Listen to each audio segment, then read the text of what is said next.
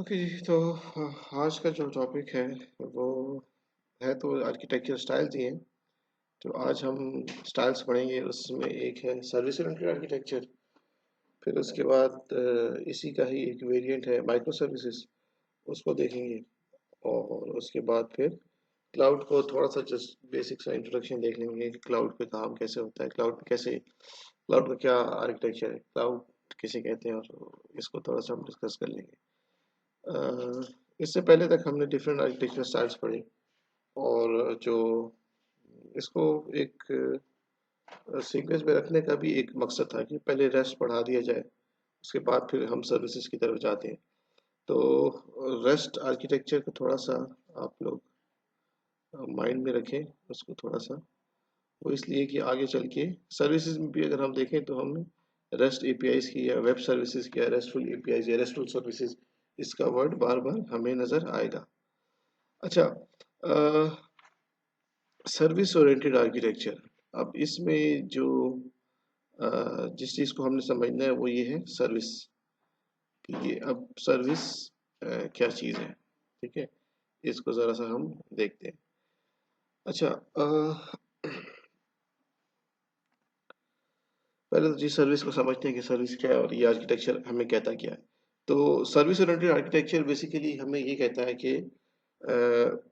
it's an architecture pattern in software design in which application components provide services to other components। ठीक है, अब इसको अगर आप देखो तो इसमें कोई नई बात नहीं है।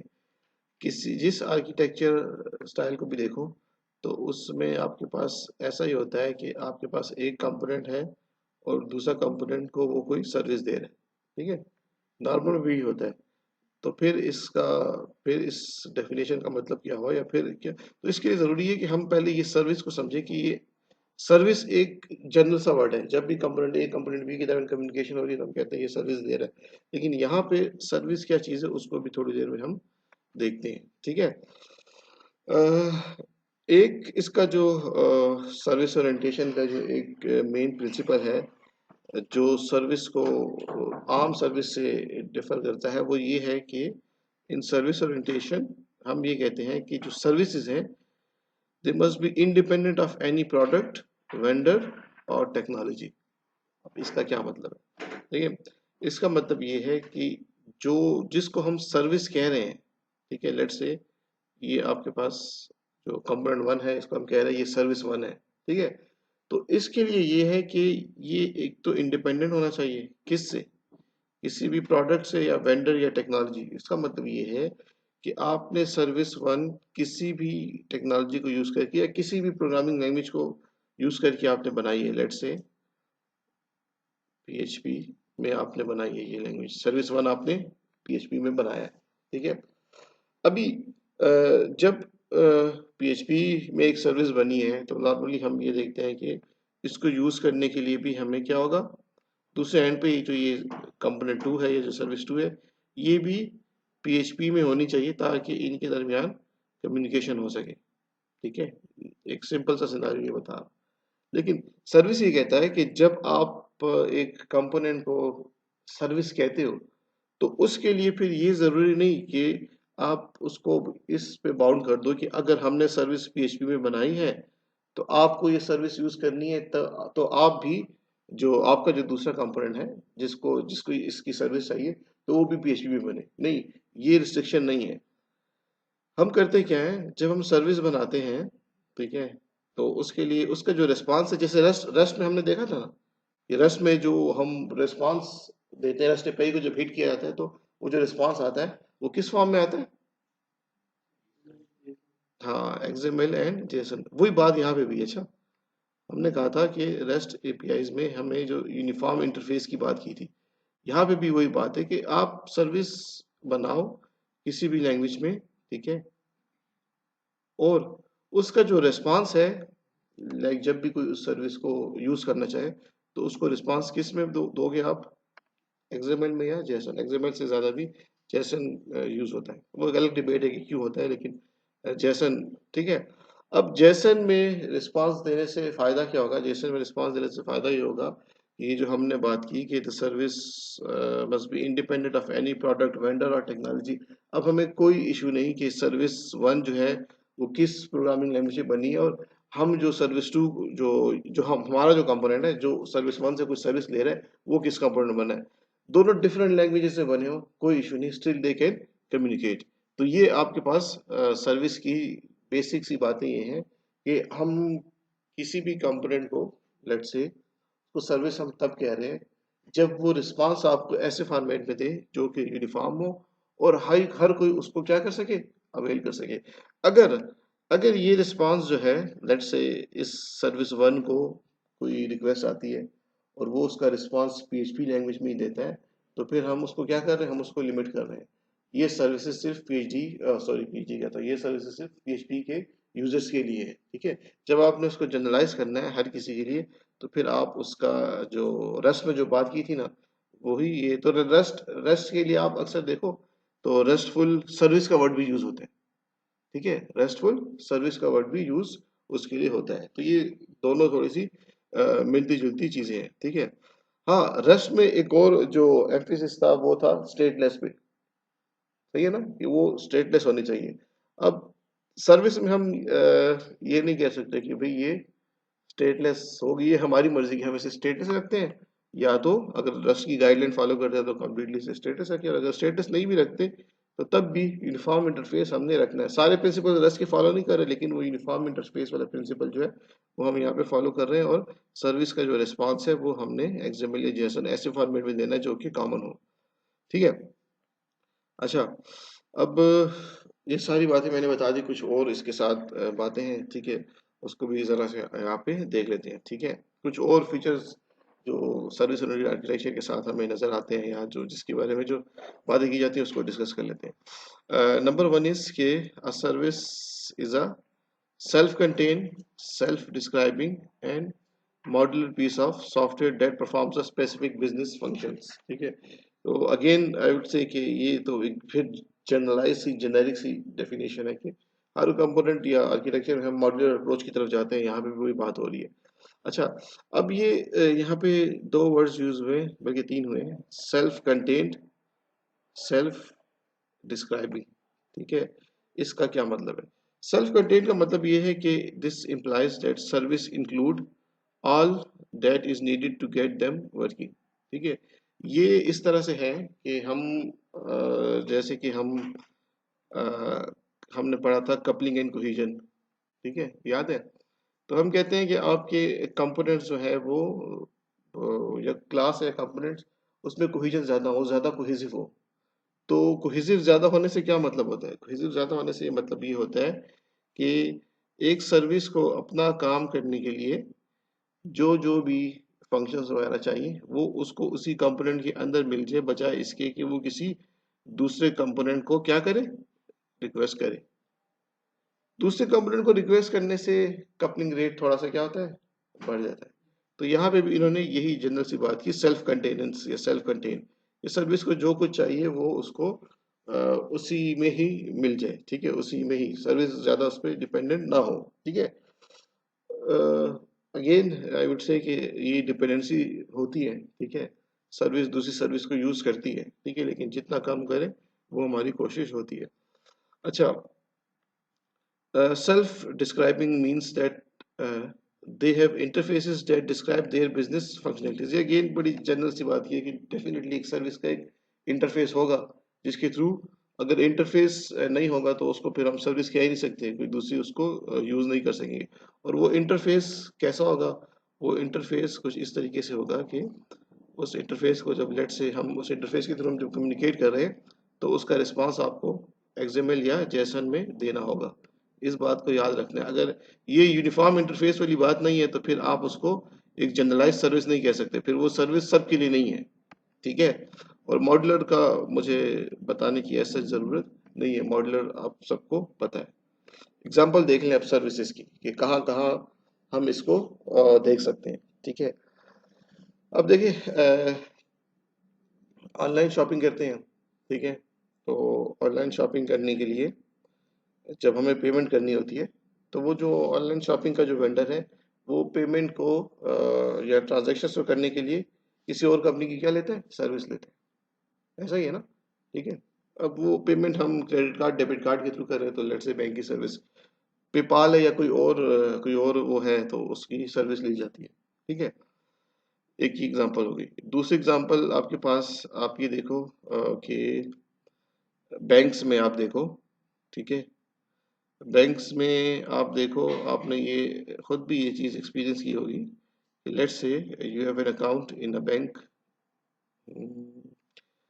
आपका लेट्स से अकाउंट है एसबीएल बैंक में, ठीक है, आप इस बैंक के अकाउंट होल्डर हो, सही। अच्छा, अभी इट्स मीन के एचबीएल के पास उसके जो वो है, जितने भी अकाउंट होल्डर्स है, कस्टमर्स, उनका रिकॉर्ड है। इसी तरह दूसरी बैंक है, कौन सी है,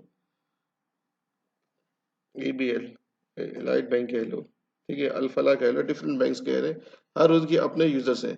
अब ऐसा होता है कि जब आप एटीएम को यूज करते हो, और समटाइम्स ऐसा होता है कि आपका अकाउंट एसबीएल में और आपका एसबीएल का एटीएम जिस जगह पे आप जा रहे हो वो किसी भी वजह से डाउन है, तो आप क्या करते हो, आप किसी दूसरी बैंक की एटीएम से भी ट्रांजैक्शन कर सकते हो कि नहीं, ठीक है, हो सकता है ना।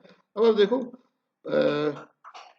जो एचबीएल है, एचबीएल का जो एटीएम सिस्टम है, जो उसके उसके जो पूरा सॉफ्टवेयर है, वो किसी एक लैंग्वेज से बना हुआ है। अब जरूरी है कि सबने इस पे इत्तेफाक किया हो कि हम सब एक ही प्रोग्रामिंग लैंग्वेज में बनाएंगे, वो एचबीएल का जो सिस्टम है सारा, हमें नहीं पता किस में बना है, ठीक है। इसी तरह एपीएल है या और जो बैंक है, उनका सिस्टम दूसरी जो है किसी दूसरी उसमें बना हुआ है, एप्लीकेशन उनकी जो बनी है वो किसी दूसरी लैंग्वेज में बनी है, अपनी टेक्नोलॉजीज अपने वो है।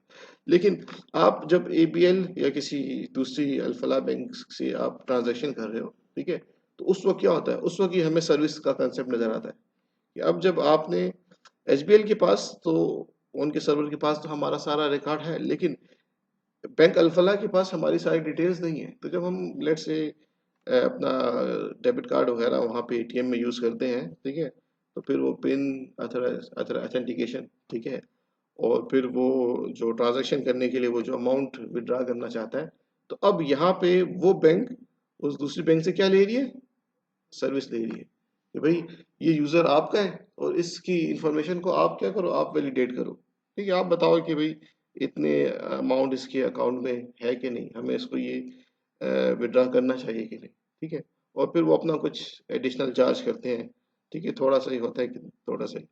तो अब यहाँ पे भी देखो, यहाँ पे भी हमें क्या नजर आ रहा है, सर्विस का कंसेप्ट नजर आ रहा है कि अब ये सिस्टम क्या कर रहे हैं, एक दूसरे से क्या ले रहे हैं, सर्विसेज ले रहे हैं, ठीक है। और अब डेफिनेटली ऐसा ही होगा कि सिस्टम जो है डिफरेंट प्रोग्रामिंग लैंग्वेजेस में बने होंगे, लेकिन स्टिल दे कैन कम्युनिकेट, तो वो एक नेटवर्क उनके दरमियान स्टेब्लिश है। और अब वो जो उनके जो सेंड एंड रिसीविंग हो रही है, ठीक है, वो रिस्पॉन्स अब जैसा एग्जाम्पल किस में भी हो रहा है वो हमें नहीं पता, लेकिन ये आपके पास सर्विस का कंसेप्ट है, ठीक है। ये तो आपको डेली लाइफ से और जो जो आपका एक्सपीरियंस है उसमें आपको एग्जांपल दे दी। अच्छा, दूसरा यहाँ पे जो ये तो मैंने खुद से एग्जांपल लिया, यहाँ पे जो एग्जांपल लिखी है वो ये कहता है कि हम सर्विस लेट से क्यों बनाते हैं और क्या इससे फायदा है। तो कहता है service, single service provides a collection of capabilities often grouped together within a functional context, ठीक है। इसका क्या मतलब, इसका मतलब ये है कि for example the functional context of the service below is account, therefore the service has the following set of operations associated with the customer account। मतलब ये है कि अकाउंट से रिलेटेड जो सर्विस है, ठीक है, हम मतलब इसका मतलब ये कि सर्विसेज को कैसे आइडेंटिफाई करें। तो जो भी आपकी जैसे हम फंक्शनल रिक्वायरमेंट्स या जो भी रिक्वायरमेंट एनालिसिस में जो भी हम एनालिसिस करते हैं, तो हम जो रिक्वायरमेंट्स लिखते हैं कि ये सिस्टम ये करेगा, ये करेगा, ये करेगा, ठीक है, तो हम उसको क्या कर रहे हैं, उसको हम उनसे हम सर्विसेज बना सकते हैं। अच्छा, फिर हम किसको लेट से कौन सी ऐसी कंपोनेंट है या कौन सी ऐसी रिक्वायरमेंट है जिसको हम चूज करते हैं कि इसको हम सर्विस बना दें, ठीक है। अ, उसको ज़रा देखते हैं, ठीक है, उसके पीछे की क्या कहानी है और उसको हम ज़रा देखते हैं। अच्छा, देखिए ये जो सर्विस ओरिएंटेड का जो कंसेप्ट है ना, इसके पीछे जो क्वालिटी एट्रीब्यूट्स है ना, बहुत से हैं। एक को मैं अभी यहाँ पे आपको बताता हूँ, वो है रीयूजेबिलिटी, ठीक है। अगर आप स्टार्ट से देखो ना तो आपको ये यूजिबिलिटी का कंसेप्ट नजर आएगा कि जितनी भी हमारी अप्रोचेस रही है ना स्टार्ट से लेके अभी तक, तो हमारा एक फोकस इस यूजिबिलिटी की तरफ है। ठीक है, कैसे? आपको मैं उसका एग्जांपल देता हूँ। यहाँ पर देखिए, अभी स्लाइड पे फोकस मत करो, जो मैं ड्रा कर रहा हूँ उसको देखिए। देखिए, स्टार्ट में हमारे पास जो प्रोग्रामिंग लैंग्वेज थी, ठीक है, उसमें क्या था? स्ट्रक्चर प्रोग्रामिंग लैंग्वेज जिसे हम कहते हैं। ठीक है, उसमें हमारे पास कंसेप्ट किस चीज का था? फंक्शंस का था ना। फंक्शंस का क्या पर्पस था? रीयूजेबिलिटी। एक बार फंक्शन को लिख लो, ठीक है, और बार बार उसे रीयूज करो। फिर मजीद इस फंक्शंस का या इसका स्पेक्ट्रम बढ़ाने के लिए क्या किया? आपके पास ऑब्जेक्ट ओरिएंटेड प्रोग्रामिंग लैंग्वेज का कंसेप्ट आया। ठीक है, ऑब्जेक्ट ओरिएंटेड प्रोग्रामिंग के अंदर हमारे पास क्या है? हमारे पास क्लासेस थी। ठीक है, अगेन क्लासेस के अंदर आपके पास क्या हो गए? बहुत सारे फंक्शंस आ गए। आप पूरी क्लास को क्या कर सकते हो? रीयूज कर सकते हो। अगेन हम फिर किसकी तरफ जा रहे हैं? रीयूजेबिलिटी की तरफ। ठीक है, अच्छा, क्लासेस के बाद क्या कंसेप्ट आया? पैकेजेस का। ठीक है, जावा में हमने थोड़ा सा देखा था पैकेज। बहुत सारी क्लासेस को कंबाइन करके क्या कर लो? एक पैकेज बना लो। ठीक है, ग्रुप ऑफ क्लासेस। और फिर अगेन रीयूजेबिलिटी एक वो। अच्छा, उसके पैकेज के बाद फिर कंसेप्ट आया किसका? कंपोनेंट्स का। ठीक है, कंपोनेंट बेस्ड डेवलपमेंट की कंप्लीट कंपोनेंट्स आप बनाओ। कंपोनेंट को बना के, मतलब कंपोनेंट, डिफरेंट कंपोनेंट्स बने, कंपोनेंट को क्या करो? रीयूज करो। लेकिन कंपोनेंट की रीयूजेबिलिटी के साथ जो प्रॉब्लम थी, वो प्रॉब्लम ये है कि कंपोनेंट जिस लैंग्वेज से बना है, मोस्टली फिर आपको उसी लैंग्वेज में ही, अगर उस कंपोनेंट को यूज करना है तो वही प्लेटफॉर्म आपको भी अडॉप्ट करना होगा। उसके बाद कंपोनेंट के बाद फिर हम गए हैं जी टुवर्ड्स सर्विसेज। ठीक है, हम कहाँ गए? सर्विस की तरफ। ये अब सर्विस का कंसेप्ट निकल आया। ठीक है, तो ये कंसेप्ट ऐसे ही नहीं निकलता कि भाई ये सर्विसेज अचानक से कोई उठा और उसके माइंड में ख्याल आया कि भाई सर्विसेज होनी चाहिए। तो वो जैसे जैसे टेक्नोलॉजीज ग्रो करती है, लेट से रेस्ट आर्किटेक्चर स्टाइल आया और डिफरेंट चीज़ों को देख के वो एक नए सोल्यूशन की तरफ जाते हैं। तो सर्विस में क्या है? सर्विस में अब आपको वो जो लैंग्वेज की जो हम बात कर रहे हैं उसकी भी टेंशन नहीं है। एक सर्विस है, किसी भी लैंग्वेज में बनी है, कोई इशू नहीं। ठीक है, जो चाहे उसको यूज कर सकता है। ठीक है, तो ये सारी कहानी कहाँ से शुरू हो रही है? वहां से। स्टार्ट से ही आपको ये बताने का मकसद कि हमारा एक क्वालिटी एट्रीब्यूट जो है, टारगेट है, वो क्या है? रीयूजेबिलिटी। ठीक है, अब अब ये सिमिलर सर्विस, जब हमने एक बार एक सर्विस बना दी, ठीक है, अब जब टेक्नोलॉजी क्लास प्लेटफॉर्म का इशू नहीं है, किस प्रोग्रामिंग लैंग्वेज बनी वो इशू नहीं है, तो आप उसको बार बार रीयूज कर सकते हो ना। आपने एक नया सिस्टम बनाया, ठीक है, किसी और वेंडर के लिए आपने बनाया सिस्टम, उधर आपको नजर आया कि यार इसमें एक फंक्शनलिटी तो है जो ऑलरेडी मैं एक सर्विस बना चुका हूँ, तो उस फीचर को दोबारा बनाने की जरूरत नहीं है, वही सर्विस यूज करेंगे। समझ आ गई बात? अच्छा,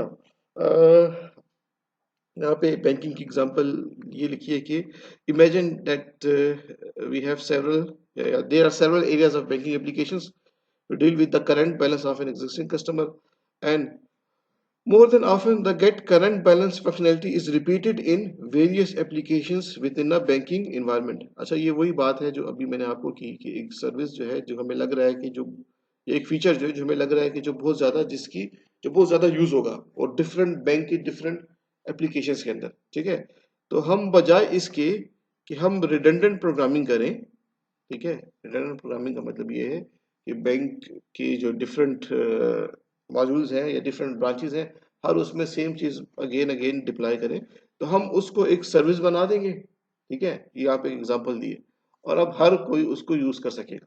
बजाय इसके कि बैंकिंग के जो काम करने के जो डिफरेंट लेट्स से जितने जो उनकी एरियाज हैं, उसमें हम अगेन अगेन सेम फीचर बार बार डिप्लॉय करें, तो बजाय इसके कि हम एक सर्विस बना के रख देंगे, जिसको चाहिए होगा वो उसको यूज करेगा। और ये रिस्ट्रिक्शंस भी नहीं है कि वो जो जो जो सब डोमेन्स है और जो डिफरेंट जो एरियाज है, डिफरेंट जो उनकी मॉड्यूल्स है, वो किसी भी लैंग्वेज में डिप्लॉय हुए हैं, किसी भी लैंग्वेज में डेवलप हुए हैं, कोई इशू नहीं। जब हमने सर्विस बना दिया, we can easily reuse this.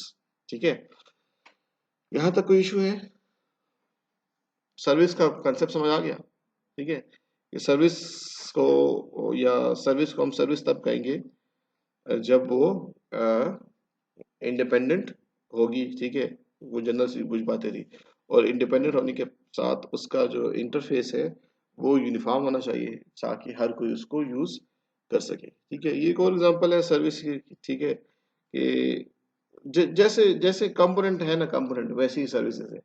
Difference कहाँ आता है? डिफरेंस यहाँ आता है कि कंपोनेंट्स जो है आपके, वो आप जब उसको रीयूज करना चाहोगे, तो जिस टेक्नोलॉजी में या जिस लैंग्वेज में वो कंपोनेंट बना है, आपको उसी में ही उसको यूज करना पड़ेगा।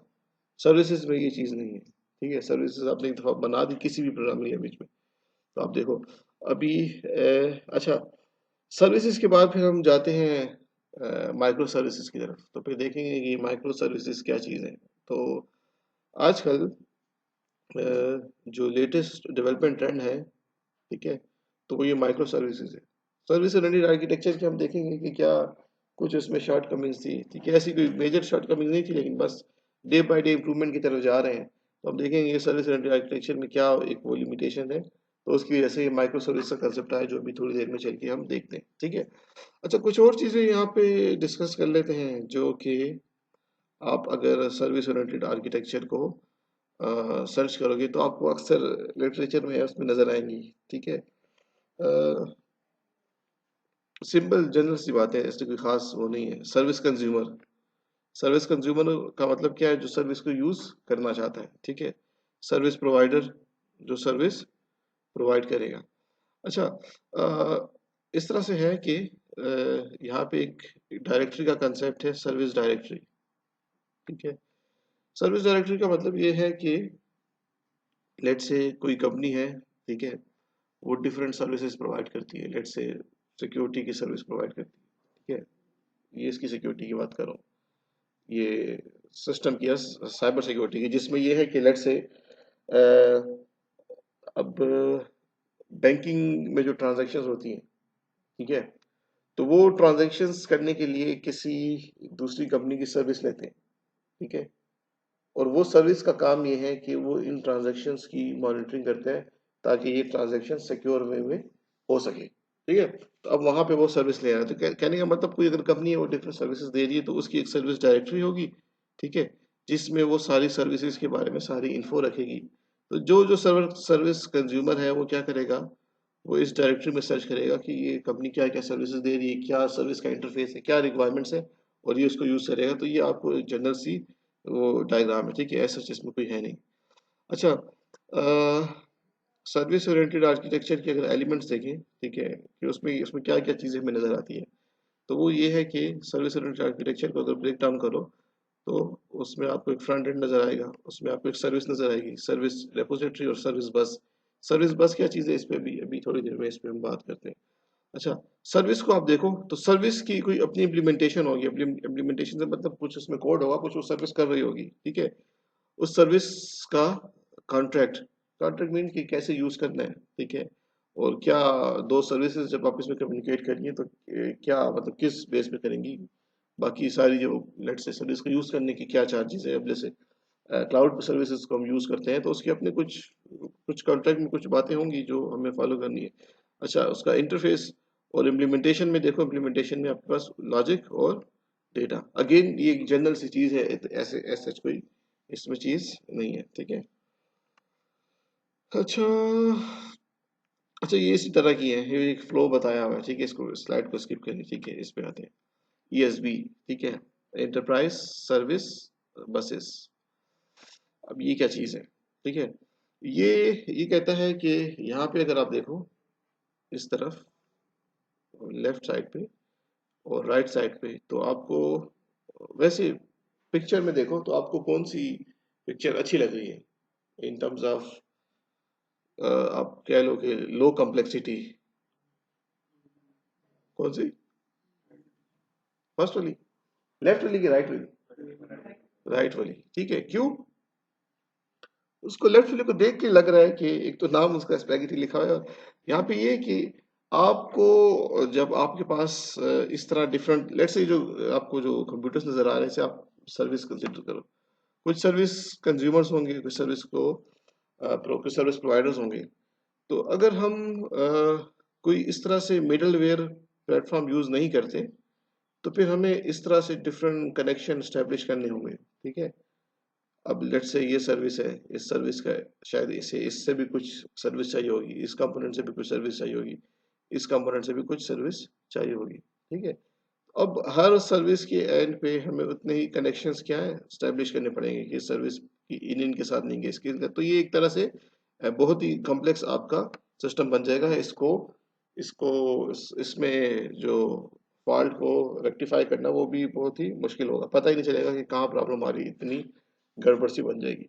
तो इंटरप्राइज सर्विस बस बेसिकली उस सॉफ्टवेयर को कहते हैं या उस मिडलवेयर को कहते हैं जो इन डिफरेंट उसके दरमियान कम्युनिकेशन करवा सके। ठीक है, कम्युनिकेशन कैसे करवा सके कि अब वो सारी रिस्पॉन्सिबिलिटी जो है ना वो इसके पास है, ईएसबी इंटरप्राइज सर्विस बस के पास। ठीक है, अब इस इंटरप्राइज सर्विस बस का अपना एक आर्किटेक्चर होगा। ठीक है, अब वो डिपेंड करता है कि आजकल आप देखो तो आगे चल के हम देखेंगे इवेंट ड्रिवन एप्लीकेशंस हैं कुछ। आपने हमने जब उबर का आर्किटेक्चर देख रहे थे तो आपने नाम सुना था, काफका का नाम आया था, अपाची काफका, रैबिट एमक्यू। तो ये वो प्लेटफॉर्म्स, ये वो सॉफ्टवेयर है जो इवेंट ड्रिवन कम्युनिकेशन के लिए होते हैं। उसमें ये होता है कि आप सर्विस टू सर्विस का कनेक्शन बनाते हैं और हर सर्विस टू हर सर्विस का एक चैनल बनता है। अब उसकी बैकएंड पे कोई क्यू होती है, उस क्यू में ऐसा होता है कि लेट्स से सर्विस वन ने कुछ प्रोड्यूस किया और उसने उस क्यू में रख दिया, सर्विस टू आएगी उस क्यू से उसको उठा लेगी, और इस तरह डिफरेंट चैनल्स के थ्रू वो कम्युनिकेशन होती है। कहने का मतलब कि इस ईएसबी को यूज करने से या इंटरप्राइज सर्विस को यूज करने से ये है कि वो सारी जो चीज़ है उसको हमने सेंट्रलाइज कर दिया। हाँ, सेंट्रलाइज का एक नुकसान ये भी है कि सिंगल पॉइंट ऑफ फेलियर की अगर इस ईएसबी को कुछ हुआ, इस सेंट्रलाइज सर्विस को, तो डेफिनेटली ये प्रॉब्लम्स आएगी, सारा सिस्टम आपका बैठ जाएगा। तो डेफिनेटली जब इस तरह की वो आती है हमारे पास, तो हम उसके लिए डेफिनेटली कुछ अल्टरनेट सोचते हैं कि भाई ये सेंट्रलाइज तो है, लेकिन अगर ये डाउन हो गया तो क्या करेंगे, तो डेफिनेटली बैकअप के लिए हमने कुछ ना कुछ और रखा होगा। ठीक है, लेकिन इससे स्टिल इस लेफ्ट साइड पे जो ये आपको पूरी जो हिस्ट्री बताई है, इससे स्टिल ये बहुत बेटर है। ठीक है, अच्छा जी, आते हैं अब सर्विस क्या है, सर्विस कंपोजिशन।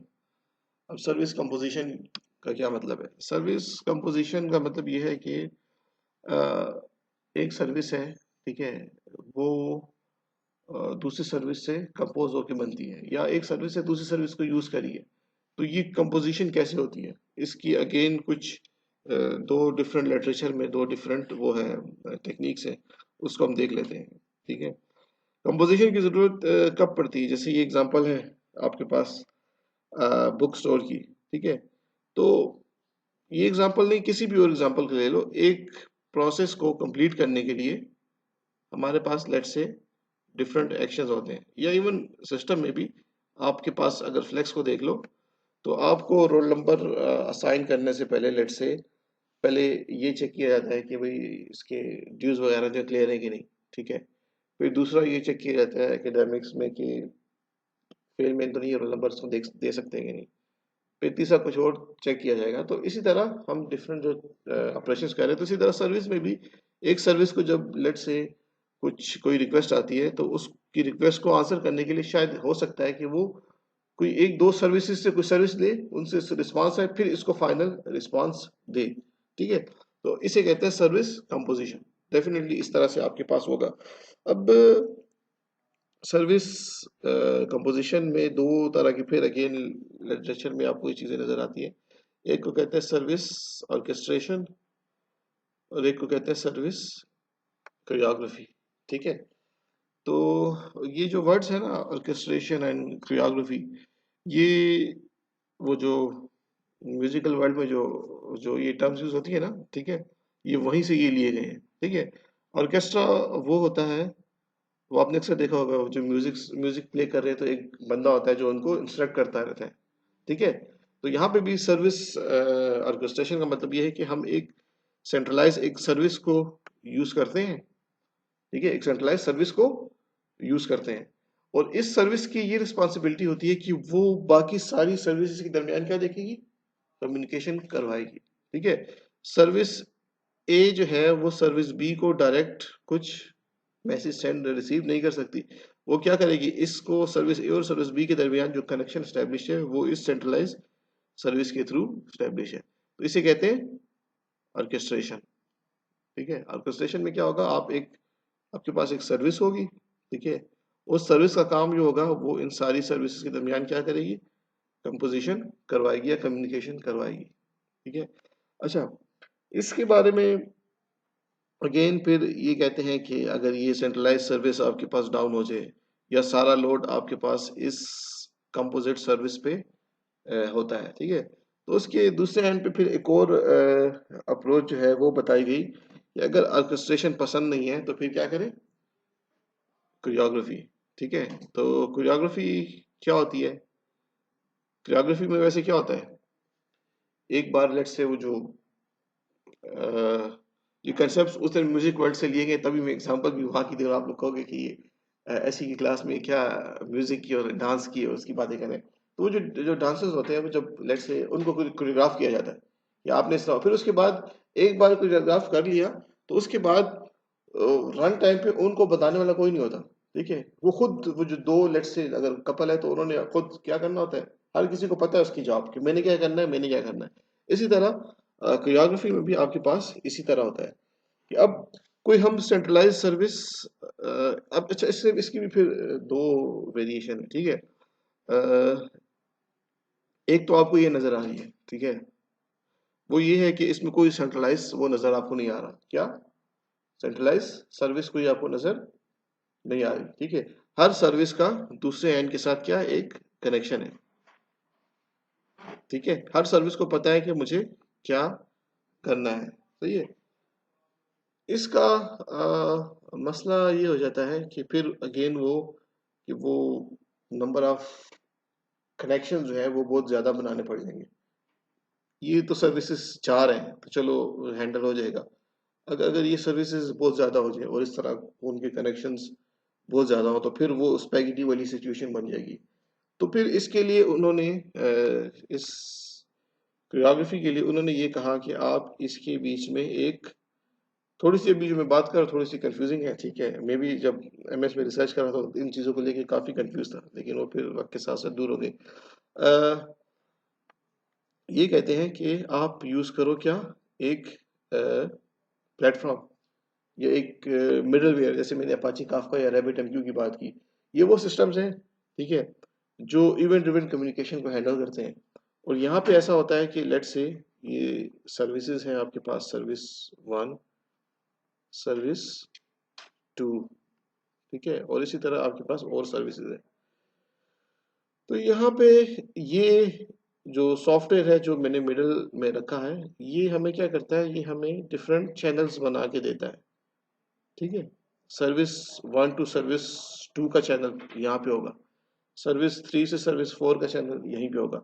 तो यहाँ पे ये होता है कि एक चैनल से मेरा मतलब एक क्यू बन जाती है, ठीक है, एक क्यू होगी लेट्स से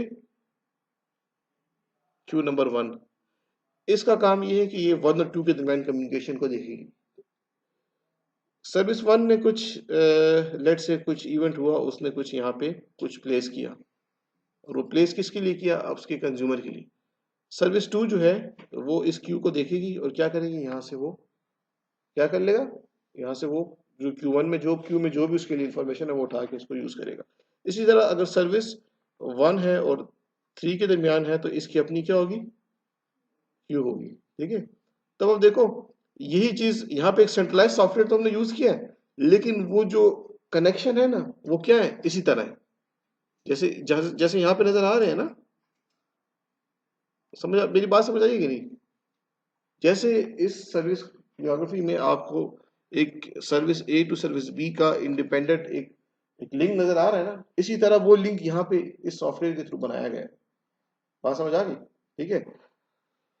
अच्छा, इससे ये हम आगे चल ये चीज आपकी इंशाल्लाह नेक्स्ट वीक की जो फर्स्ट क्लास होगी वो इवेंट ड्रिवन आर्किटेक्चर पे है। तो उसमें ये सिंक्रोनस और एसिंक्रोनस और मजीद कुछ ऐसी बातें आएंगी कि ये जो आपकी जो कंफ्यूजन है ना, ये आपकी वहां पर क्लियर हो जाएगी। ठीक है। अ, इससे जो हम जो सर्विस का जो एक वो करते हैं, सर्विस की भी जो हम बातें करते हैं कि हमें स्केलेबिलिटी चाहिए, हमें लेट से रीयूजेबिलिटी चाहिए। तो अगर यहाँ पे देखो, सर्विस ए और सर्विस बी के दरमियान हमने इस अप्रोच से हमने क्या कर दी, उनके दरमियान हमने जो वो है डिपेंडेंसी है वो कम कर दी। कम कैसे कर दी? ठीक है, जब सर्विस ए और सर्विस बी जब डायरेक्ट कम्युनिकेशन करेंगे तो फिर ये क्या, ये एक दूसरे पे क्या होंगे, डिपेंडेंट होंगे। ठीक है, अब बीच में हम एक मिडलवेयर को यूज कर लिया। ठीक है, तो अब सर्विस वन और सर्विस बी क्या हो गए, इंडिपेंडेंट हो गए, सर्विस वन या टू। अब दोनों डिपेंड कर रहे हैं इस मिडलवेयर पर। ठीक है, तो उस तरह से भी ये हम सर्विसेज को हमने क्या कर दिया, इंडिपेंडेंट कर दिया। ठीक है, क्योंकि सर्विस ए और बी जब डायरेक्ट कम्युनिकेशन कर रहे हैं तो फिर ये सर्विस ए डिपेंड करिए बी पे कि भाई जिस तरह बी रिस्पांस मुझे देगा, लेट से मैं उस तरह से रिस्पांस दूंगा, और कितने ऑर्डर में कितने टाइम बाद ये कम्युनिकेशन होगी। जब आप मिडलवेयर यूज कर रहे हो तो फिर सर्विस ए सर्विस बी आपकी क्या हो जाती है, इंडिपेंडेंट हो जाती है। यहाँ तक तो आपकी सारी कहानी थी वो सर्विस ओरिएंटेड आर्किटेक्चर की गिर थी। अभी चलते हैं हम थोड़ा सा माइक्रो सर्विसेज पे। ठीक है, अब ये माइक्रो सर्विसेज क्या चीज़ है, और सर्विस ओरिएंटेड आर्किटेक्चर के बाद क्यों इसकी ज़रूरत पड़ी, क्यों माइक्रो सर्विसेज को आजकल अडॉप्ट कर रहे हैं। ठीक है, और क्या अगेन माइक्रो सर्विसेज भी ऐसी नहीं कि बस किसी ने सर्विस ओरिएंटेड आर्किटेक्चर को देखा और कहा कि नहीं यार बस माइक्रो सर्विस, साथ साथ कुछ ऐसी टेक्नोलॉजीज आ रही थी जिसको देख कर कंबाइन कर कर एक सोल्यूशन दिया गया। अगर वो चीज़ें ना होती तो फिर ये शायद माइक्रो सर्विसेज का कंसेप्ट भी ना आता। ठीक है, अच्छा, अब नाम पे इस तरह से है कि नाम से देखो ना, माइक्रो सर्विसेज। ठीक है, तो एक मतलब तो ये निकलता है कि माइक्रो किसे कहते हैं, स्मॉल। ठीक है, ऐसा ही है ना, स्मॉल सर्विसेज। लेकिन कितना, कितनी स्मॉल, ये अभी तक किसी ने नहीं बताया। ठीक है, कुछ चीज़ों से मुझे इस पे वो है, आप कह लो कि एक तरह से इख्तलाफ है कि ये, क्योंकि एक्चुअली जो ये मैं बात इसलिए कर रहा हूँ ना कि मेरा जो एमएस था ना, एमएस में जो रिसर्च थी वो आर्किटेक्चर पे थी, और उसमें जो जिस आर्किटेक्चर स्टाइल में मैंने काम किया तो वो ये माइक्रो सर्विसेज था। तो मीन्स के 2 ढाई साल इसी को पढ़ते रहे डिफरेंट पेपर्स, और तो उससे जो बातें मुझे समझ आई वो मैं आपके साथ अभी शेयर करता हूँ। ठीक है, माइक्रो सर्विसेज का जो उसका नाम है, और जो अक्सर आप नेट पे सर्च करोगे, ठीक है, तो उस पे आपको कुछ इस तरीके से एक पिक्चर नजर आएगी यहाँ पे, जिसमें इस तरह से कंपैरिजन किया जाता है ना कि आपके पास एक तरफ मोनोलिथिक सिस्टम है। मोनोलिथिक सिस्टम से मतलब कि जिसको आपने ब्रेक डाउन नहीं किया, एक ही कंपोनेंट है। ठीक है, उसी के अंदर सब कुछ है। ठीक है, लेट्स से सारा कोड यहीं पे लिखा हुआ है, यहाँ पे ही सारा कोड लिखा हुआ है। सही है, मोनोलिथिक से नुकसान क्या होता है, लेट्स से मैं, क्योंकि ऑल इन ऑल वन एक कंपोनेंट है, मैं यहाँ पे कोई चेंजेस करता हूँ, ठीक है, तो फिर मुझे ये भी टेस्ट करना पड़ेगा, ये भी टेस्ट करना पड़ेगा, ये भी टेस्ट करना पड़ेगा। क्यों? एक ही कंपोनेंट में ये लिखा हुआ है, तो मेरा ये कंसर्न होगा कि अगर यहाँ पे चेंजेस की तो यहाँ पे भी मुझे चेंजेस करनी पड़ सकती है। ठीक है, ये अफेक्ट उससे हो सकता है। फिर वो जो कंसेप्ट आया सर्विस ओरिएंटेड का, कि डिफरेंट सर्विसेज बना लो, ये इंडिपेंडेंट, ये इंडिपेंडेंट, ये इंडिपेंडेंट, और ये क्या है, ये इंडिपेंडेंट। सही है, इस इंडिपेंडेंट से क्या होगा, मैं अगर सर्विस वन में कोई चेंज करता हूँ सर्विस टू को फर्क नहीं पड़ेगा, सर्विस टू में कोई चेंज करता हूँ सर्विस थ्री को फर्क नहीं पड़ेगा। यहां तक बात समझ आ गई? ठीक है, अच्छा, फिर माइक्रो सर्विसेज में आपको ये कहते हैं कुछ, जितना मैंने पढ़ा डिफरेंट कुछ कंफ्यूजन थी, कोई एक तरह से देख रहा है, कोई एक तरह से, तो फिर फाइनली मैं किस कंक्लूजन पे आया वो भी बताता हूँ। अच्छा, माइक्रो सर्विसेज तो ये है कि उन्हीं सर्विसेज को मजीद क्या कर दो, स्मॉल कर दो, मजीद। अभी तक ये समझ रहे हैं? ठीक है, जैसे लेट से ये कितनी है, 1 2 3 4, तो ये फर्स्ट वाली ये फोर में डिवाइड होगी, सेकंड वाली इन फोर सर्विसेज में, थर्ड वाली इन फोर सर्विस में, और फोर्थ वाला इन फोर सर्विस में वो हो गई। अच्छा देखिए, एक्चुअली होता ऐसा है ना कि जब भी लेट्स से ये कंसेप्ट जो था ना माइक्रो सर्विसेज का, ये है 2013-14 का है, इसी तरह मैं बोलता हूँ, इतना पुराना नहीं है माइक्रो सर्विस का। तो एक कंसेप्ट जो 6-7 साल या 8 साल पुराना है, इट्स मीन कि ये इतना मैच्योर इन द सेंस कि एक चीज जो चलती आती चली आ रही है कई सालों से, फिर वो जाके क्या बन जाता है, एक स्टैंडर्ड बन जाता है, फिर सारे उस पे इत्तेफाक करते हैं। अभी आधे लोग इसको एक तरह से देख रहे हैं, आधी रिसर्च कम्युनिटी, जो बाकी रिसर्च कम्युनिटी वो उसको किसी और तरीके से इसको देख रही है। ठीक है, तो अभी इसमें आपको थोड़े से वो मिलेंगे। अच्छा, ये एक सोर्स के थ्रू ये कुछ सर्विसेज को ऐसे डिफाइन करता है कि सर्विस एनालिटिक को कहता है कि these are coarse grain means कि एक सर्विस का जो स्पेक्ट्रम है कि उसमें फंक्शनैलिटी क्या है, ज्यादा है।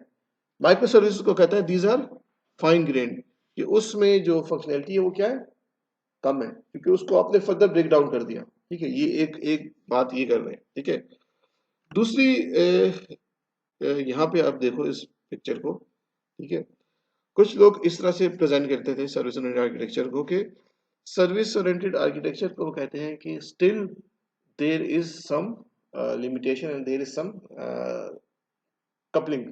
वो कपलिंग यहाँ पे है कि ये आपके पास है सर्विस 1 और सर्विस 2, दोनों एक ही डेटाबेस के साथ क्या है, लिंक्ड है। सही है, दोनों एक ही डेटाबेस के साथ लिंक है, मींस सर्विस ए भी इस डेटाबेस पे डिपेंड कर रही है, सर्विस 2 भी इस डेटाबेस पे क्या कर रहे हैं, डिपेंड कर रहे हैं। समझ आ गई?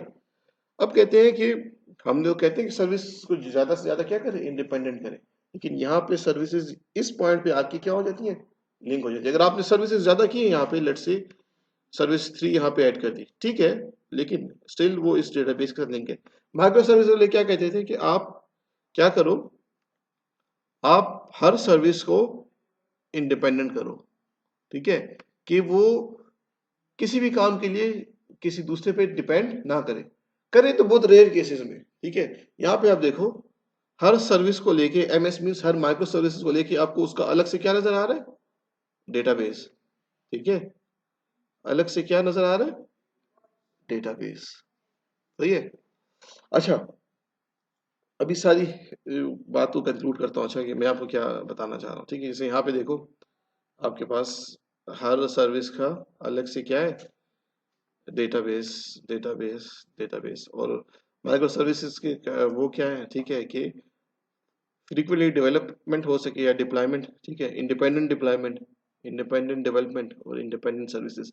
अब इस माइक्रो सर्विसेज को जिसने, लेट्स से ये कंसेप्ट जहां से आया और इसको बूस्ट किसने किया, ठीक है, तो वो आपके पास है कंटेनर्स।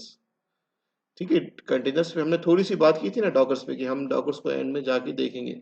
ठीक है, अब डॉकर्स में हमने, मैंने आपसे क्या कहा था कि डॉकर्स के कंटेनर में हम क्या करते हैं, एक सर्विस को या एक किसी भी प्रोग्राम को चलने के लिए जितनी डिपेंडेंसीज चाहिए वो हम एक कंटेनर में डाल देते हैं। अब वो कंटेनर हमारा क्या हो गया, एक सर्विस हो गया। वो कंटेनर को हर वो चीज जो उसको चलने के लिए चाहिए उसको कंटेनर में क्या करेगी, मिल जाएगी। तो एक तो इस कंटेनर की टेक्नोलॉजी ने इस माइक्रो सर्विसेज को बूस्ट किया। अच्छा, अभी प्रॉब्लम ये है कि ये माइक्रो सर्विस का नाम तो यूज इन्होंने किया, लेकिन इससे एक तासुर ये जाता है कि इन सर्विसेज को आप मजीद क्या करो, स्मॉल करो। ठीक है, सर्विसेज को क्या करो, छोटी छोटी सर्विसेज बना लो और हर सर्विस क्या हो, इंडिपेंडेंट हो। लेकिन इस how small service should be, इस पे किसी ने बात नहीं की और ना कोई आज तक इसको बता सका है। दूसरे एंड पे जब मैं डिफरेंट लेट्स से सिस्टम्स को देखा और लेट्स जब उसको स्टडी किया, फिर उबर का आर्किटेक्चर देखा, तो उसमें ना ये सर्विस को देख के लगता नहीं था कि ये, इसे हम माइक्रो सर्विसेज कहना चाहिए। ठीक है, तो माइक्रो सर्विस का जो जो मैं समझा, उसका मतलब not in terms of size के सर्विस को छोटा कर दें, लेकिन माइक्रो सर्विसेज का जो असल मकसद था वो ये था कि एक सर्विस को आप जितना ज्यादा इंडिपेंडेंट कर सकते हैं वो कर दें। मैं इसको अभी तक ये समझा हूं। ठीक है, क्योंकि जब माइक्रो सर्विस में कितनी सर्विसेज मान लो किसी ने बताया नहीं, ठीक है। लेकिन दूसरी कम्युनिटी ये कह रही थी कि आपके पास इस सर्विस को हम जितना ज्यादा क्या कर सके, इंडिपेंडेंट कर सके, ठीक है। कि अगर एक सर्विस को हम कह रहे हैं तो वो डेटाबेस के लिए भी डिपेंडेंट ना हो, उसका डेटाबेस भी बिल्कुल अलग हो। अब देखिए इसको समझते हैं केस स्टडी से, जो कि उबर का, आपको पता है कि उबर का आर्किटेक्चर हमने डिस्कस किया था। मैंने उसको कहा था कि ये उबर का जो आर्किटेक्चर है वो क्लेम करते हैं कि ये हमने माइक्रो सर्विसेज यूज किए। नेटफ्लिक्स वाले कहते हैं कि हमने माइक्रो सर्विसेज यूज किए, ठीक है। तो उसको देख लेते हैं। अच्छा, इस डायग्राम में कुछ नहीं है, बस ये आपके पास क्लाइंट, आपको पता है कि एक गेटवे होता है, एपीआई गेटवे, जहाँ से सब कुछ गुजर के जा रहा है। API gateway connect as a load balancer और फिर आगे सर्विसेज है। तो हम आते हैं काम की चीज पे। अच्छा, इस पे भी आते हैं, सिंक्रोनस एसिंक्रोनस पे नेक्स्ट लेक्चर में ऐसी बहुत बहस होगी, इस पे भी आते हैं। पहले जरा उबर की केस स्टडी को देख लेते हैं, इसको भी फिलहाल छोड़ दें, इसको देखें, ठीक है। उबर का प्रीवियस आर्किटेक्चर है वो कुछ इस तरीके से है, मोनोलिथिक टाइप का, ठीक है। मोनोलिथिक टाइप का मतलब ये है कि लेट्स से ये आपको नजर आ रहा है, ठीक है। जितनी सर्विसेज हैं लेट्स से वो यहाँ पर पड़ी हुई हैं। ये आपको यूजर नजर आ रहा है, ठीक है। ये गूगल मैप से रिलेटेड सर्विसेज सर्चिंग के लिए, ठीक है। ये कोई नोटिफिकेशन की सर्विस होगी, यहाँ पे कोई मैसेज की सर्विस होगी, ये उस ड्राइवर को कैसे रिक्वेस्ट जानी है, वो सारा आर्किटेक्चर आपके पास कुछ इस तरीके से है, ठीक है। अच्छा, कहता है a REST API is present with the passenger and driver to connect, ठीक है। MySQL database store all, मतलब ये जस्ट हम एक एज्यूम करें। अच्छा, इसमें कहता है कि all the features such as passenger management, billing, notification, payments and the driver management were compose into a single framework, ठीक है। ये मोनोलिथिक उबर का प्रीवियस आर्किटेक्चर। फिर ऊपर ने कहा कि उनको इस आर्किटेक्चर में कुछ प्रॉब्लम नजर आई, उससे फिर वो शिफ्ट हुए किस पे, माइक्रो सर्विसेज में। प्रॉब्लम्स क्या नजर आई, ठीक है। प्रॉब्लम नजर ये आई कि all the features had to rebuild, deployed and tested again and again to update a single feature. इसका क्या मतलब है, बात मैंने पहले भी की कि अगर उन्हें इस ये जो बिलिंग का फीचर है इसमें उन्होंने कोई चेंज किया, कोई अपडेट की, तो उस एक चेंज की वजह से उनको पूरा सिस्टम दोबारा से क्या करना पड़ता था, टेस्ट करना पड़ता था। क्यों टेस्ट करना पड़ता था, वो मोनोलिथिक है, एक ही वन सिस्टम का देख रहे हैं, और उसमें जब चेंज कर रहे हैं तो दोबारा वो देखते हैं कि यार इसमें चेंज करने से, क्योंकि सारा कोड आपस में लिंक है, इसमें चेंज करने, इस फीचर में चेंज करने से बाकी इसमें कोई फर्क ना पड़े, ये एक टेंशन थी, सही है। अच्छा, fixing bugs becomes extremely difficult in a single repository as developers have to change code and again, or scaling the features simultaneously with the introduction of new feature was quite tough to be handled together. Scaling का भी उनको मसला आ रहा था, तो उन्होंने कहा कि अब इस मोनोलिथिक के साथ क्या करें, ठीक है। तो लेट्स से जो भी इनकी रिसर्च टीम और लेखा रहा है कि भाई क्या टेक्नोलॉजीज आ रही हैं, तो फिर ये माइक्रो सर्विसेज उबर ने नहीं कॉइन किया। ये माइक्रो सर्विसेज का जो ये जो टर्म थी, ये पहली बार जिस बंदे ने कही थी उसका नाम है मार्टिन फावलर है, कि पता नहीं सर, मार्टिन फ्लावर तो नहीं होगा, फावलर होगा, ठीक है। ये नाम ऐसे नोट कर ले, कभी इसको देख ले। इसका सॉफ्टवेयर इंजीनियरिंग में काफी वो है, रिफैक्टरिंग पे भी इसकी एक बुक है, और इसका सॉफ्टवेयर इंजीनियरिंग में मतलब आर्किटेक्चर वगैरह में इसका काम रहता है। माइक्रो सर्विस कंसेप्ट इसने दिया था, ये मार्टिन फावलर ने, इसके नाम से ये जुड़ा हुआ है। अच्छा, यहाँ पे आते हैं। अच्छा, तो सॉल्यूशन उबर ने क्या किया, उबर ने ये कहा कि हम क्यों ना ये जो मोनोलिथिक है इससे हम जाएं डिस्ट्रीब्यूटेड पे और माइक्रो सर्विसेज पे।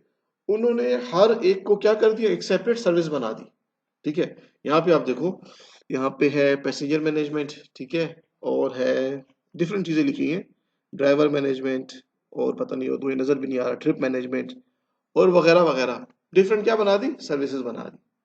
अब इन डिफरेंट सर्विसेज पे से बेनिफिट्स क्या हुए उसको जरा देखिए। देखिए, एक तो ये है कि अगर उसको देखो, इस मोनोलिथिक को, ये सारा सिस्टम मेरे ख्याल से एक ही लैंग्वेज में बना होगा, ठीक है, क्योंकि मोनोलिथिक है, एक ही वो है।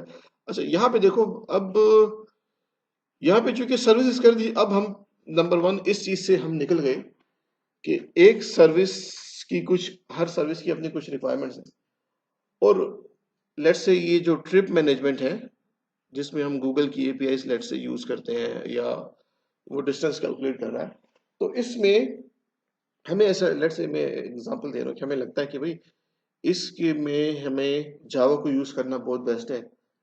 जावा में बहुत सी ऐसी एपीआईज पड़ी हुई हैं, बहुत सी ऐसी लाइब्रेरीज पड़ी हुई हैं जिसको हम यूज करके हम ये डिस्टेंस कैलकुलेशन और ये काम बड़ी आसानी से कर सकते हैं, लेट्स से। ठीक है, तो हमने इस सर्विस के लिए लेट्स से हमने यूज कर ली, जावा यूज कर ली, कोई इशू नहीं, कम्युनिकेशन का तो इशू ही नहीं है ना, वो तो एक्सएमएल जेएसएन के थ्रू कम्युनिकेशन होगी, सर्विस उसे कह रहे हैं। अच्छा, फिर कोई एक ऐसा फीचर था जिसमें हमें कुछ कस्टमर्स की बेस पे कुछ प्रिडिक्शन करनी थी, लेट्स एग्जांपल दे रहा हूँ। तो आपको पता है कि मशीन लर्निंग वगैरह में पाइथन बहुत फेमस है। ठीक है, अभी पाइथन के बाद फिर जूलिया और कुछ वगैरह भी है। ठीक है, लेकिन अभी के लिए पाइथन बहुत फेमस है। ठीक है, तो अब मशीन लर्निंग की जब भी बात करें तो माइंड में ये आता है कि भाई पाइथन यूज कर, बहुत कम ही होंगे जो कोई दूसरी लैंग्वेज यूज कर रहे होंगे। पाइथन से पहले की बात, जूलिया की भी बात नहीं कर रहा। ठीक है, तो अब वो टेंशन भी खत्म हो गई। अगर मशीन लर्निंग का कंसेप्ट है कि उसको यूज करना है कहीं पे, पाइथन को यूज करो। एक जगह पाइथन यूज हो रही है, एक जगह वो यूज हो रही है, जावा यूज हो रही है, कहीं पे हमें लगेगा कि भाई इवेंट ड्रिवन कम्युनिकेशन करानी है, नोड जेएस को यूज करना चाहिए। ठीक है, नोड जेएस भी आगे हमारी इसमें डिस्कशन में आएगा, आगे इवेंट ड्रिवन आर्किटेक्चर में बताऊंगा कि नोड जेएस के क्या फीचर्स है, क्यों उसको आजकल अडॉप्ट कर रहे हैं। अच्छा, तो अब देखो डिफरेंट लैंग्वेजेस में डिफरेंट सर्विसेज बना ली। अच्छा, इन सर्विसेज का डेटाबेस की नेचर भी डिफरेंट हो सकती है। कहीं पे डेटाबेस बहुत ज्यादा बढ़ रहा है, हमें लग रहा है कि यार यहाँ पे लेट से एसक्यूएल को यूज नहीं करना चाहिए, नो एसक्यूएल यूज करो। अब हर सर्विस क्या है, इंडिपेंडेंट है। तो इस माइक्रो सर्विसेज आर्किटेक्चर को अडॉप्ट करने से उनकी जो सारे प्रॉब्लम्स थे वो दूर हो गए। लेट से ये आपके पास ट्रिप मैनेजमेंट का जो फीचर है, मैं इसमें कोई भी चेंज लाता हूँ, कोई भी चेंज लाता हूँ, क्या बाकी सर्विसेज को कोई फर्क पड़ेगा? नहीं पड़ेगा। मैं इसकी लैंग्वेज जावा से ले नोट जेएस चेंज कर दूं, उसको नहीं फर्क पड़ेगा। पहले भी कम्युनिकेशन हो रही है थ्रू एक्सएमएल जेसन, अभी भी हो रही है। ठीक है, तो आर्किटेक्चर जो है डज मैटर, आर्किटेक्चर बहुत ज्यादा मैटर करता है आपकी सिस्टम की सक्सेस में।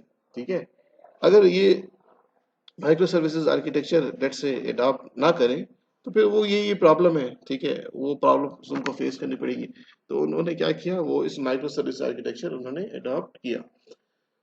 आप भी कोशिश करें कि लेट से आगे इंडस्ट्री में जाते हैं, छोटी छोटी एप्लीकेशन बनाते हैं, तो इस माइक्रो सर्विसेज के साथ अपनी थोड़ी सी वो करें, फेमिलियरिटी थोड़ी सी इसके साथ ज्यादा करें कि आपको पता हो कि ये माइक्रो सर्विसेज कैसे हम बना सकते हैं। ठीक है, सिंपल है, ऐसा कुछ है नहीं। रेस्ट एपीआईज आपको बता दी, एपीआईज तो वैसे भी वेब वगैरह में करोगे तो वो आप बना सकते हो, डॉकर्स वगैरह देख लोगे जब आप, तो आपको पता चल जाएगा कि ये कैसे डिप्लॉय होती है। फिर क्लाउड पे जब जाते हैं तो क्लाउड पे और सर्वलेस कंप्यूटिंग में भी यही सारी माइक्रो सर्विसेज, हर जगह यही माइक्रो सर्विस का कंसेप्ट ही चल रहा है। ठीक है, यहाँ तक कोई क्वेश्चन हो तो पूछे। बस खत्म करते हैं इसको आज, इस क्लाउड को थोड़ा सा देख लेते हैं। अच्छा अच्छा, तो सॉल्यूशन इसको पढ़ लेना, यही बातें लिखी हैं जो मैंने बोल दी है वही लिखा हुआ है। एक एक इसमें चेंज करो, दूसरे में प्रॉब्लम नहीं आएगी। अच्छा, फिर देखो हर सर्विस चूंकि इंडिपेंडेंट है ना, तो अगर हम इसको लेट से क्लाउड पे वगैरह पे डिप्लॉय करते हैं तो हर सर्विस की अपनी कोई नीड होगी। किसी सर्विस को चलने के लिए हमें उसको ज्यादा वर्चुअल मशीन से उसको ज्यादा हमें पावर देनी पड़ेगी। ठीक है, अब जैसे इसमें कौन सी सर्विस ऐसी है जो शायद कम चले, सारी चलेंगी लेकिन कुछ ऐसी सर्विस होंगी, कुछ ऐसी सर्विस होंगी जिसपे इतना ज्यादा लोड नहीं होगा। लेट से अब वो सर्विस है जो वो कर रही है नोटिफिकेशन नहीं, नोटिफिकेशन भी, हाँ क्या चीज, बिलिंग नहीं, वो क्या कहते हैं उसे, डिस्पैचिंग। यूजर की रिक्वेस्ट आती है, उसको वो करते हैं, एक कैब असाइन कर देते हैं। ठीक है, वो कैब कैसे असाइन करते हैं, उसकी लोकेशन देख के, उसकी लोकेशन जो डिस्टेंस करीब है वो। अब ये सर्विस क्या है, ये ऐसी सर्विस है हमारे लिए कि ये बहुत क्रिटिकल सर्विस है कि इसको डाउन नहीं होना। अगर ये सर्विस डाउन हो गई तो, ये सर्विस डाउन हो गई तो सिस्टम में हमारा बैठ जाएगा। सिस्टम कैसे बैठेगा कि मैं सर्च कर रहा हूँ, मेरी रिक्वेस्ट फुलफिल नहीं हो रही। तो सबसे, तो अब ये सर्विस को हम स्पेशल केयर करेंगे यार, इस सर्विस को चलने के लिए आपने इसको बहुत हाई मशीन पे चलाया, बहुत इसके इंस्ट्रक्शंस ज्यादा कर दिए, ये सर्विस डाउन हो। तो अब इंडिपेंडेंट करने की वजह से ये फीचर भी हमें नजर आ रहा है कि हम कैसे इसके साथ डील कर सकते हैं। अच्छा,